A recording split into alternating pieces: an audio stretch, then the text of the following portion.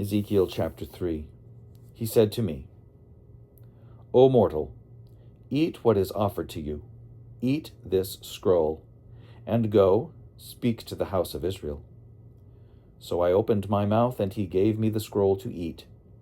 He said to me, Mortal, eat this scroll that I give you, and fill your stomach with it.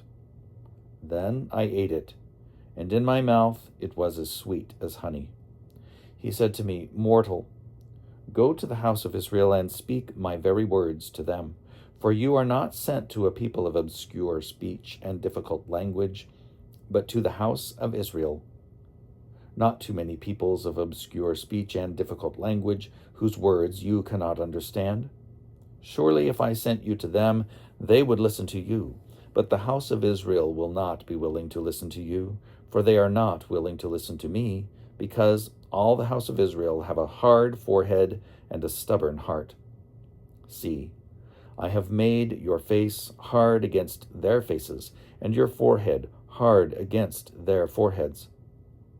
Like the hardest stone, harder than flint, I have made your forehead. Do not fear them or be dismayed at their looks, for they are a rebellious house. He said to me, Mortal, all my words that I shall speak to you receive in your heart, and hear with your ears. Then go to the exiles, to your people, and speak to them.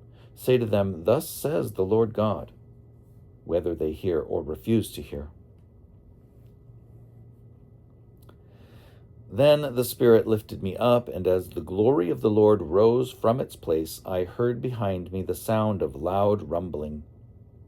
It was the sound of the wings of the living creatures, brushing against one another, and the sound of the wheels beside them, that sounded like a loud rumbling. The Spirit lifted me up and bore me away.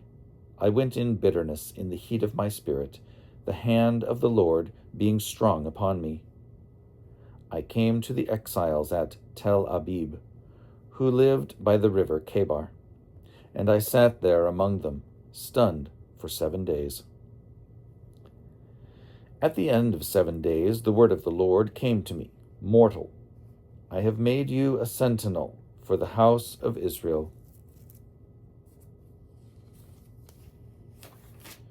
Whenever you hear a word from my mouth, you shall give them warning from me.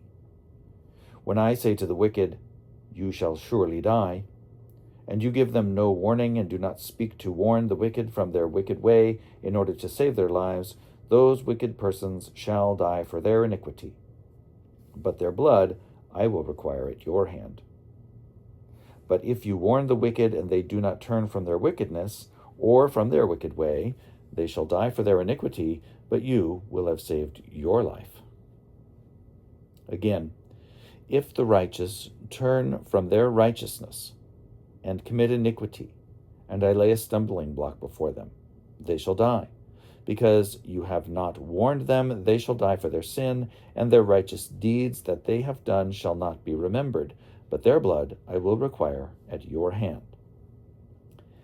If, however, you warn the righteous not to sin, and they do not sin, they shall surely live, because they took warning, and you will have saved your life. Then the hand of the Lord was upon me there, and he said to me, Rise up, go out into the valley, and there I will speak with you. So I rose up and went out into the valley, and the glory of the Lord stood there, like the glory that I had seen by the river Kebar, and I fell on my face.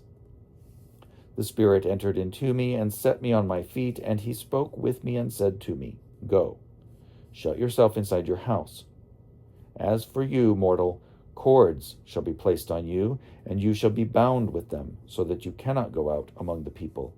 And I will make your tongue cling to the roof of your mouth, so that you shall be speechless and unable to reprove them, for they are a rebellious house. But when I speak with you, I will open your mouth, and you shall say to them, Thus says the Lord God.